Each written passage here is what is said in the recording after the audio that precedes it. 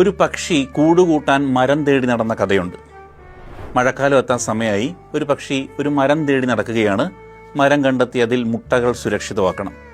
അങ്ങനെ പറന്ന് ഈ കിളി ഇങ്ങനെ നടക്കുന്നു. ഒരിടത്ത് 2 മരങ്ങൾ കണ്ടു.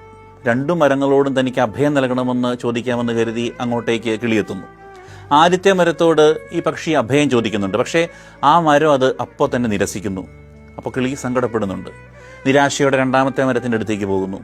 അങ്ങനെ 2ാമത്തെ മരം പക്ഷെ സമ്മതിക്കുന്നു. ഈ പക്ഷിക്ക് കൂടുകൂട്ടാൻ സ്ഥലം നൽകുന്നു. അങ്ങനെ മഴക്കാലം എത്തുകയാണ്.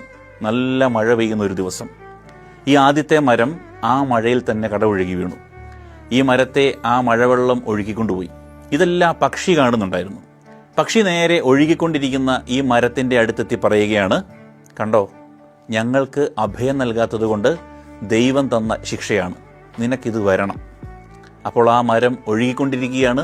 എന്നിട്ടും ചിരിച്ചുകൊണ്ട് കിളിയോട് പറയുന്നുണ്ട്, എനിക്കറിയായിരുന്നു ഈ മഴക്കാലം എനിക്ക് പിടിച്ചു നിൽക്കാനാകില്ല എന്ന്. ഞാൻ ഒത്തിരി പഴയ മരമാണ്, വീഴാറായി നിന്നത്.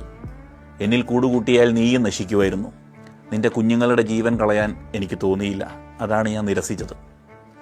ആ വലിയ മഴവെള്ളത്തിൽ ഒഴുകിപ്പോകുന്ന ആ പഴയ മരത്തെ നോക്കി കിളി സങ്കടത്തോടെ നിന്നു. നമ്മൾ പെട്ടെന്നൊരാളെ ജഡ്ജ് ചെയ്യുന്നുണ്ട്, എതിരെ നിൽക്കുന്ന ആളുടെ ഉള്ളെന്താണെന്നറിയാതെ, അവരുടെ ബാക്ക് സ്റ്റോറി